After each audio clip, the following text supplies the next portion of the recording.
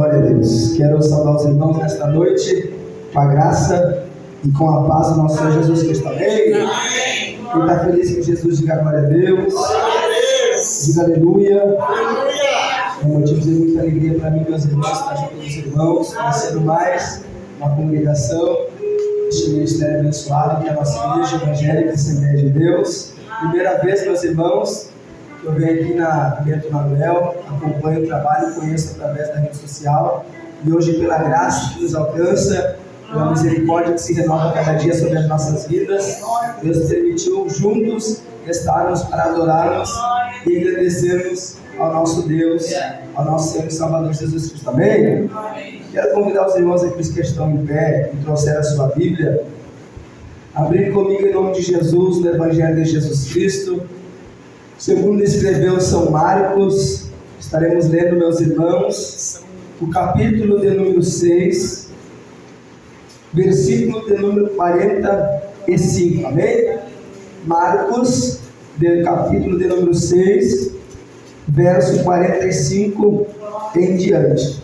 Assim está escrito: e logo a seguir, Jesus fez com que os seus discípulos entrassem no barco e fossem adiante dele para o outro lado, para Betsaida, enquanto ele despedia a multidão. E tendo-os despedido, ele subiu ao monte para orar. E ao cair da tarde, o barco já estava no meio do mar, e Jesus estava só em terra. De madrugada, vendo que os discípulos remavam com dificuldade, porque o vento lhes era contrário, Jesus foi até onde eles estavam, andando sobre as águas, e queria passar adiante deles. Eles, porém, vendo-o sobre o mar, pensaram que era um fantasma e gritaram com alta voz, pois todos viram Jesus e ficaram apavorados. Mas Jesus imediatamente falou com eles e disse: tende bom ânimo, sou eu, não tenham medo. Então subiu no barco para estar com eles, e o vento cessou. Ficaram totalmente perplexos, porque não haviam compreendido tamanho milagre. Até aqui, meus irmãos. Tomar o seu assento. Eu peço nesse momento, em nome de Jesus, que os irmãos me emprestem o máximo possível da sua atenção, para estarmos entendendo, meus irmãos, a mensagem que Deus quer nos passar nesta noite. Amém? Se o irmão Wanderson puder, por gentileza, me acompanhar no fundo do teclado, eu fico grato a mim, se possível. Se não, amém, meus irmãos? Pregamos assim. Meus irmãos, o texto ao qual nós lemos, ele conta o momento da história em que Jesus, como a gente pôde entender através da leitura, ele estava, meus irmãos, diante de uma grande multidão, cuja multidão, uma imensa multidão. Quando a Bíblia fala multidão, a gente pensa, talvez, meus irmãos, que é 300, 500, 700 pessoas, mas a gente estudando, se aprofundando, pesquisando, a gente vai entender, meus irmãos, que quando a Bíblia, ela fala, meus irmãos, sobre multidão, é mais ou menos cerca de 5 a 7 mil pessoas. E aqui, Jesus Cristo, meus irmãos, ele está diante desse número de pessoas. E eu fui pesquisar e ler, meus irmãos, se a gente parar para observar os livros sinóticos, Mateus, Marcos, Lucas, os Evangelhos, incluindo João, a gente vai ver, meus irmãos, que muitas vezes, frequente, a gente vai ver, a Jesus estava cercado, ou rodeado, ou seguido de uma grande multidão. E eu fiquei me perguntando, meus irmãos, e questionando ao Espírito Santo, enquanto eu estudava, por que onde Jesus estava, sempre, na grande maioria das vezes, se não em todas, porque na grande maioria das vezes, onde Jesus estava, havia uma multidão, ou seguindo, ao seu redor, ou cercando. E eu cheguei ao conhecimento, meus irmãos, que aonde Jesus se encontrava, aonde Jesus chegava, aonde Jesus passava, milagre acontecia. Aonde Jesus passava, o sobrenatural acontecia. Aonde Jesus passava, acontecia cura, acontecia libertação, acontecia resposta. Então, meus irmãos, eu posso entender, através do texto que escreveu, meus irmãos, o escritor aos Hebreus, no capítulo de número no verso 8, que Jesus Cristo, Ele continua sendo o mesmo ontem, hoje e eternamente.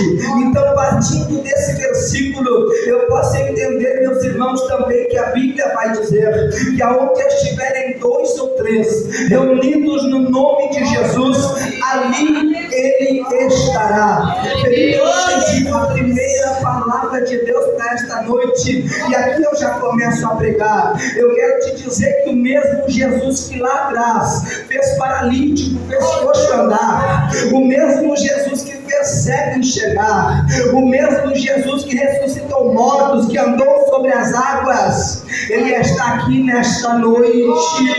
E a palavra de Deus para a tua vida é: aonde Jesus Cristo chega, Ele opera milagre. É Jesus dizendo: eu tenho milagre para a tua vida hoje, eu tenho resposta. Uramanto e Kelebidara Súbia. Espírito Santo, toma minha boca para dizer: tem gente que chegou aqui hoje esperando por um milagre. Levante a tua mão que eu vou profetizar. Hoje é a noite do teu milagre, hoje é a noite da resposta, da providência, da cura, da libertação, do sobrenatural de Deus sobre a tua vida. Jesus está aqui. Jesus está aqui. Irmãos, aonde Jesus chegava havia milagre, aonde Jesus passava havia milagre. Por esse motivo agora Ele vai se encontrar, meus irmãos, rodeado novamente, como de costume, por uma grande multidão. E a palavra de Deus vai dizer que aqui, meus irmãos, a história vai nos contar, melhor dizendo, que Jesus Cristo, Ele vai operar o primeiro milagre. Repita comigo nesta noite: primeiro milagre da multiplicação dos pães e dos peixes. Irmãos, a Bíblia diz que Ele opera então pela primeira vez a multiplicação dos pães e dos peixes. E após Ele alimentar esta multidão, meus irmãos, que era de mais ou menos, a Bíblia vai dizer, a história vai nos contar, estudiosos vão nos afirmar que era em torno de 5.000 homens, mais mulheres e crianças. Ele vai alimentar este povo, meus irmãos. A Bíblia diz que com 5 pães e 2 peixinhos. Eu quero fazer uma pergunta nesta noite, os irmãos me respondam sim ou não. É possível, pela lógica do homem, é possível, meus irmãos, pela lógica do ser humano, alimentar 5.000 pessoas com apenas 5 pães e 2 peixinhos? É possível, sim ou não? Não é possível. Pela lógica do homem, pela ótica do ser humano.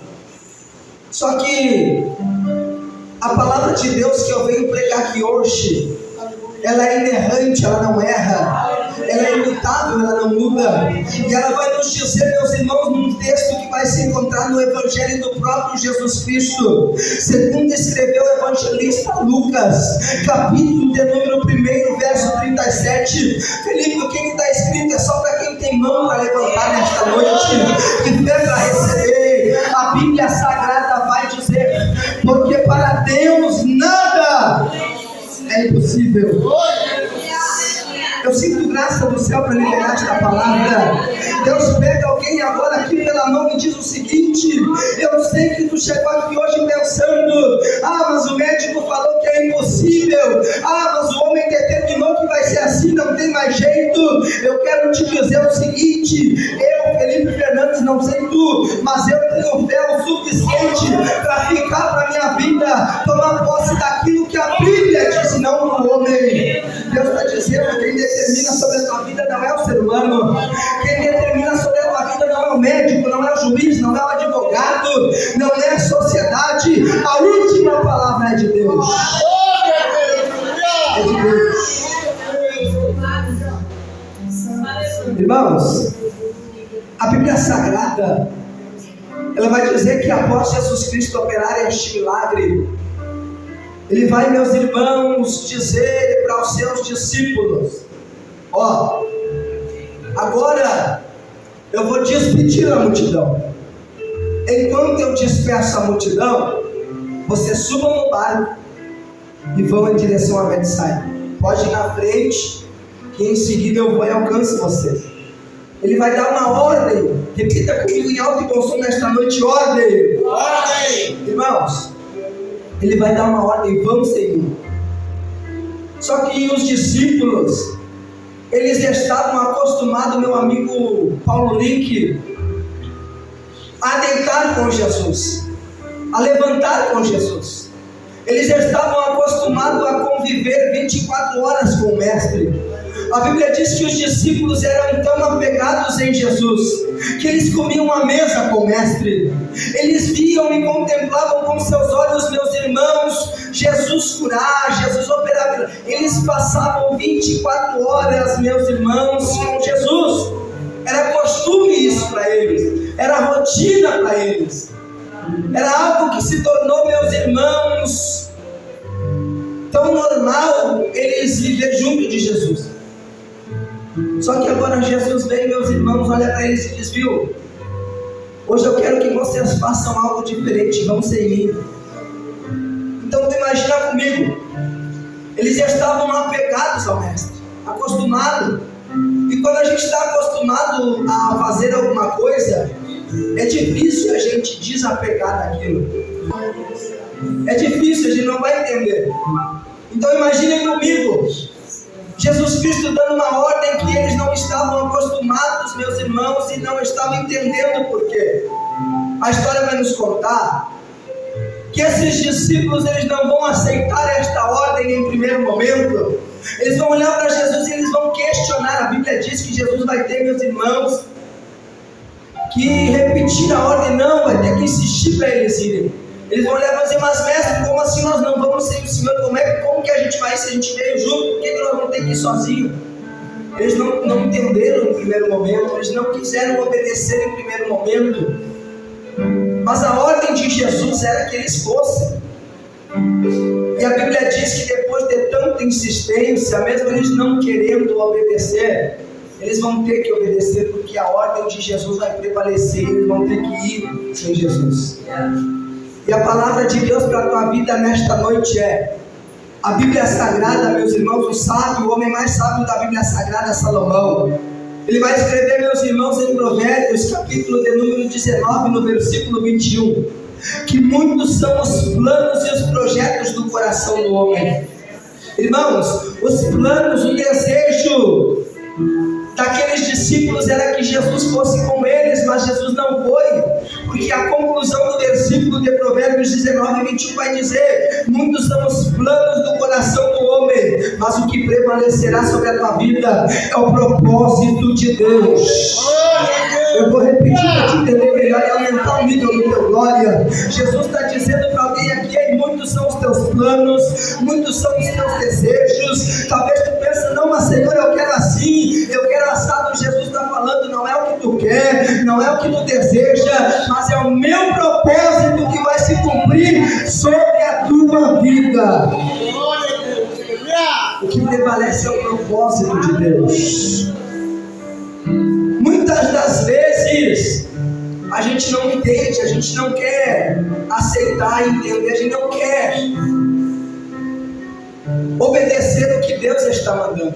Muitas das vezes a gente, por ser falho, errôneo, pecador, a gente quer fazer as coisas do nosso jeito, da nossa maneira, com o nosso saber, com a nossa força. Não, eu quero que seja assim, assim está melhor. E Deus está dizendo: meu filho, eu quero assim. A igreja não quer aceitar. Não, mas não faz sentido, Senhor, tem que ser assim, assim está bonito, assim. Eu quero que seja aqui. Irmãos, o que eu vejo de pessoas se frustrando, se decepcionando, porque infelizmente querem colocar os seus planos em prática, em vez de obedecer e ouvir e ser sensível à voz de Deus. Não, mas eu não estou entendendo por que Deus quer assim, meu irmão. Eu quero te dizer o seguinte: a gente não tem que buscar entender, meus irmãos, os planos de Deus. A gente não tem que entender, tentar entender ou saber o que Deus está fazendo. O salmista vai escrever no Salmos de número 37, verso 5. Assim escreve o salmista: levante a tua mão que é profético. Entrega o teu caminho ao Senhor, confia nele e o mais ele fará. Entrega projeto. Entrega para Deus aquilo que em nome de Jesus está escrito no teu coração. Ah, Senhor, eu quero tanto assim assado, mas que seja feita a tua vontade. Muitos são os planos do coração do homem, mas o que prevalece é o propósito de Deus. Mas Felipe, não vai ser do meu jeito, não vai ser com o meu sonho, vai ser um jeito de Deus. E se eu não gostar, irmão, eu venho pregar a Bíblia aqui nesta noite. E a Bíblia que eu venho pregar vai dizer, meus irmãos, que os planos de Deus são maiores que os teus. Eu melhor e mais profundo que é mais Bíblia. A Bíblia também vai dizer, meus irmãos, levante a tua mão nesta noite. Nem olho viu, nem ouvido ouviu, e nem desceu ao coração do homem. Alamandu que leve da raia. É o que Deus tem preparado.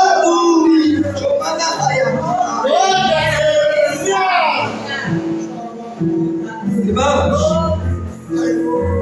a Bíblia diz que agora esses discípulos vão mesmo sem entender, vão obedecer, porque já dizia o homem de Deus, o profeta Samuel, quando ele falou para Saul, é melhor obedecer do que... A Bíblia diz, meus irmãos, que agora lá vão os discípulos em direção a Betsaida. E enquanto o barco sai, a Bíblia diz que Jesus ele vai tirar um tempo a sós. Repita comigo nesta noite em alto que eu sou. Um tempo a sós. Repita, um tempo. Um tempo a sós com Deus. Jesus era 100% homem e 100% Deus. E coisa linda é a gente observar que o 100% homem de Jesus, na grande maioria das passagens, ele sempre vai conseguir um tempinho para ficar a sós com o Pai. Ele era alguém que amava a presença do Pai. Ele era alguém, meus irmãos, que amava a intimidade com o Pai. Ele era alguém que amava o secreto com o Pai. Eu não sei se tu está entendendo, mas é Jesus fazendo uma pergunta retórica nesta noite. Felipe, o que é pergunta retórica? Não precisa tu responder, mas reflete nesta noite. Eu quero fazer uma pergunta inspirada pelo Espírito Santo. Qual foi a última vez que tu tirou 5 minutos do teu dia para ficar a sós com Deus? Qual foi a última vez que tu tirou meia hora do teu dia para ficar em secreto com Deus? Qual foi o último dia que tu tirou 2 horinhas? Não sei quanto tempo, mas para orar, mas para dobrar o joelho, mas para ler a palavra, mas para preparar um playback, para se edificar. Qual foi a última vez? Que nós venhamos entender neste momento da passagem que Deus ele se agrada daquele que ama o tempo a sós com Ele. Irmãos, eu vou falar, Jesus, porque o Espírito Santo me ordena nesta noite. Eu creio que eu estou pregando para uma igreja nesta noite, uma congregação apaixonada pela presença. Mas o Espírito Santo me inspira a dizer, irmãos, nós estamos vivendo numa geração que infelizmente, meus irmãos, qualquer problema em nome de Jesus, meus irmãos, frustra. Qualquer coisa já machuca, já leva para depressão, para ansiedade. Ah, porque estão isso, estão aquilo. É uma geração que está em falta, meus irmãos, do secreto, falta de oração, falta de busca. Mas eu creio nesta noite, levante a manta, que eu estou pregando para uma geração regada no joelho, para uma congregação regada na oração. Aqui tem homem de oração, aqui tem mulher de oração, e a Bíblia Sagrada vai dizer, meus irmãos, o apóstolo Paulo escreve na sua carta aos Romanos, capítulo 12, versículo 12, eita, tenho esperança, meus irmãos, sejam pacientes na tribulação. E ele conclui o versículo dizendo que perseverem na oração. Persevera na oração. Eu aprendo algo, meus irmãos, com um pastor antigo que me ganhou do mundo, me resgatou das drogas. Ele me disse o seguinte: Felipe, a oração é a chave da bênção. A oração é a chave da vitória. A oração é o que te aproxima e te torna íntimo de Jesus. Falando em intimidade, eu venho aqui com uma palavra direcionada, desceu agora do céu. Só que nem estava no esboço do estudo, no preparo que eu fiz, mas desceu agora do céu. E eu preciso falar, falando em intimidade, veio à minha mente agora através do Espírito Santo, meus irmãos, o nome de Lázaro, Quem era Lázaro? Lázaro era alguém íntimo de Jesus. Era alguém que tinha intimidade com Jesus. E coisa linda é quando a gente entende que Lázaro não era apóstolo, Lázaro não era bispo, não era pastor, não era evangelista, não era em nome de Jesus presbítero, não era diácono, não era auxiliar. Lázaro, meus irmãos, não tinha cargo nenhum, mas Lázaro tinha algo, meus irmãos, que além de cargo, além de cadeira, além de título. Felipe, o que Lázaro tinha? Lázaro tinha intimidade. Jesus está dizendo: eu amo quem tem intimidade. Não me interessa o cargo eu preciso para exercer minha obra, é claro, mas eu me interesso mais com intimidade. Se preocupe mais com intimidade do que com título. A Bíblia diz que depois de Jesus orar, Jesus estava no alto do monte, orando a sós com o Pai. E eu li, meus irmãos, nos 3 livros sinóticos esta passagem. Felipe, o que é livro sinótico? 3 primeiros evangelhos. São livros, meus irmãos, que têm as mesmas passagens, só que cada uma expressada de uma maneira por um dos evangelistas. Somente no evangelho de Marcos, segundo escreveu Marcos, que Jesus avistou eles de longe. Só no de Marcos diz isso, que Jesus avistou eles de longe. Por esse motivo eu escolhi esse texto, porque tem um mistério muito forte aqui. Quando Jesus avista eles, a Bíblia diz que quando Jesus estava a sós com o Pai, avistando que os discípulos estavam sendo açoitados pelo mar. Irmãos, a Bíblia diz que o barco, o evangelista Paulo Licker, estava açoitado pelo mar. O barco estava balançando, quase que virando, e o vento era contrário, vinha a ventania, a tempestade. E os discípulos apavorados, a Bíblia usa essa palavra, apavorados. E eu conjecturo debaixo da permissão do Espírito Santo, esses discípulos pensando o seguinte: agora nós vamos morrer, o Mestre não está nos vendo, o Mestre não está perto, e agora Jesus não está nos contemplando. Só que a Bíblia diz que de longe Jesus os viu. Felipe, eu não entendi, o melhor para te entender. Tem pessoas que chegaram aqui hoje pensando: Felipe, é tanta guerra, é tanta aprovação, é tanto vale, parece que Jesus não está me vendo, parece que Jesus não está olhando para mim, mas a palavra profética do céu para a tua vida hoje mas é só para quem tem mão para levantar. A Bíblia vai dizer que Jesus viu eles de longe. Jesus te vê, Jesus te enxerga, Jesus te contempla. Palavra canta, lava, bola, nada, síria. O Espírito Santo toma minha boca para te dizer nesta noite: eu tenho contemplado as tuas lágrimas na madrugada. Eu sou Deus que vejo teu coração batendo forte, a tua preocupação, tirando teu sono. Alaia, canto, vida na barraia. Hoje ele veio, te olha nesta noite. Ele está te olhando, ele está te olhando, ele está te olhando. Ainda que aparentemente esses discípulos diziam: ele não está me vendo, Jesus está dizendo: eu estou te olhando. Eu estou aqui a quilômetros de distância, em cima do cerco, mas eu estou te vendo. Talvez a situação que tu se encontra, eu sinto graça aqui para falar aqui. Deus está pegando alguém aqui.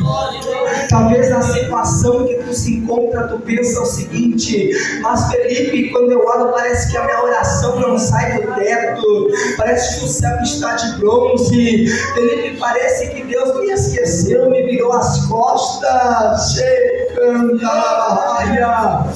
A palavra de Deus vai dizer, meus irmãos, que pode uma mãe se esquecer do filho que viu nascer, mas eu, o Senhor, jamais me esquecerei do filho meu. Ele não vai te virar as costas, ele não vai deixar de te olhar.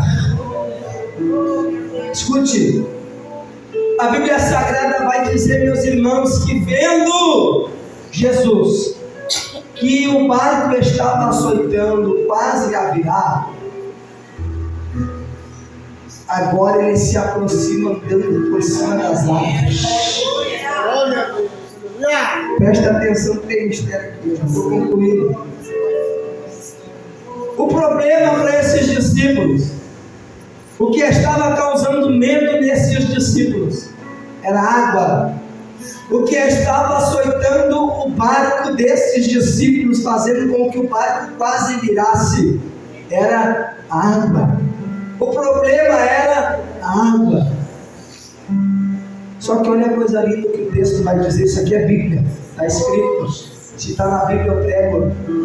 A Bíblia vai dizer: e Jesus vem andando por cima da água. Vou repetir para te pegar o mistério e dar uma olhada bem alta. O problema para os discípulos era água.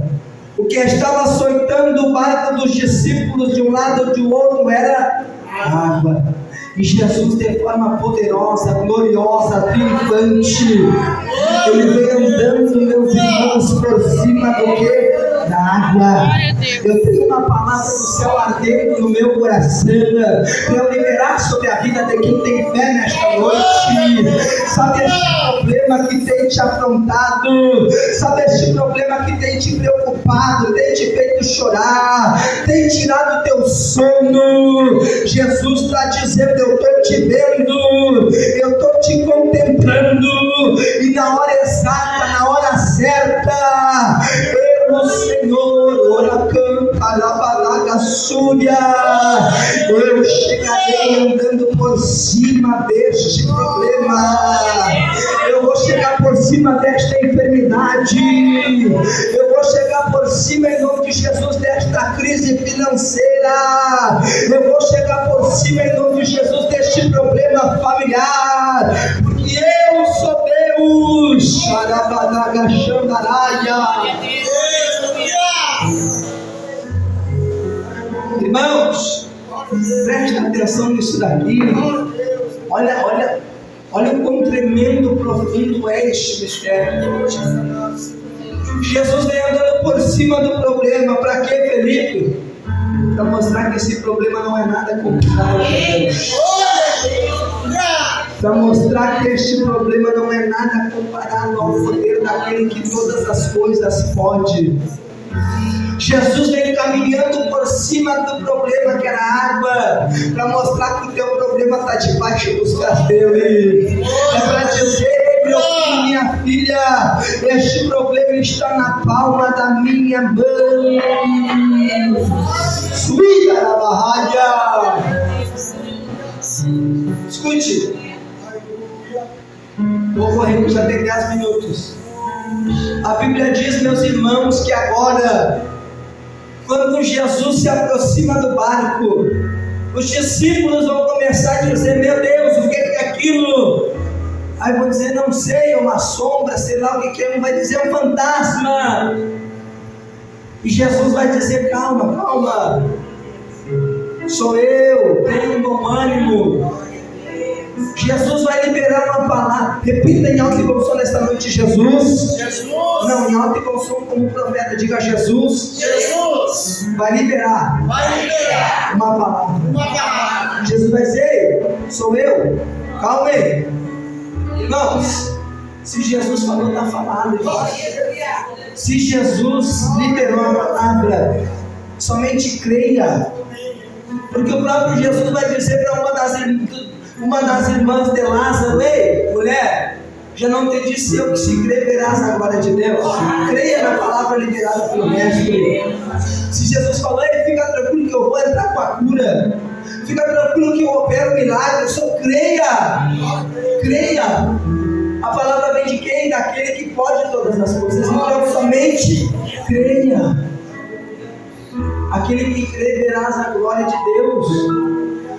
Só que esses discípulos vão fazer o contrário do que é crer.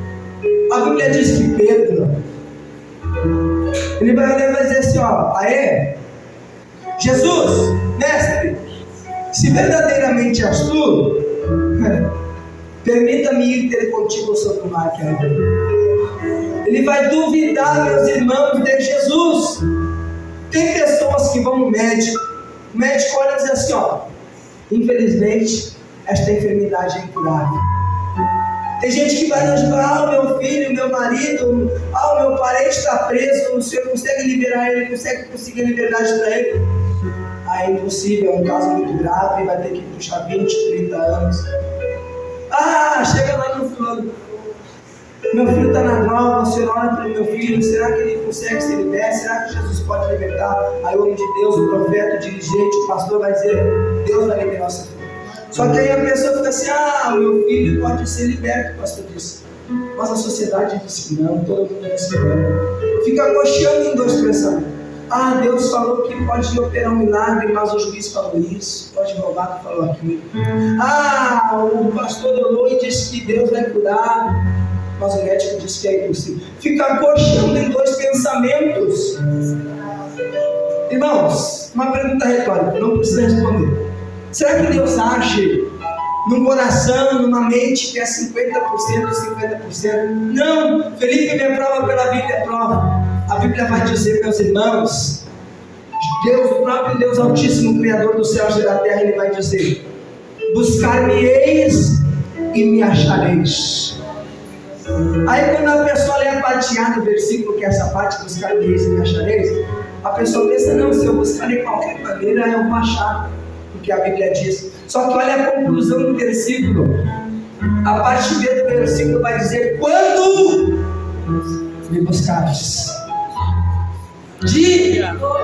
Não, isso aqui eu quero que vocês bradem com toda a autoridade do céu. Diga, de todo coração. De todo o coração. A palavra todo, ela quer dizer, meus irmãos, por completo, 100%, inteiramente. Jesus não está dizendo, não, se tu crê 50% no profeta e 50% no médico, eu vou liberar. Não. Tu tem que pegar em nome de Jesus, meus irmãos, ainda que seja uma enfermidade incurável, ainda que seja, meus irmãos, em nome de Jesus, uma situação irreversível pela ótica humana. Tu tem que pegar, olhar com autoridade, cheio da unção da presença, com fé em Deus, e dizer assim, o médico falou que é impossível, mas a Bíblia diz que é possível. O homem disse que não vai dar, mas a Bíblia diz que Deus pode todas as coisas. Alabadara súbia, alaia séria. Levante a mão que eu vou liberar nesta noite. A Bíblia diz, meus irmãos, que se tu tiveres a fé de um tamanho de um grão de mostarda, montes poderão ser movidos de lugar. Busca a tua fé. Pega na mão desse irmão que está do teu lado. Pega na mão dele, pega na mão dela com autoridade, com o cinto graça do céu. Diga para ele, creia. Diga para ela, tenha fé. É através da tua fé que Jesus vai fazer. Aleluia!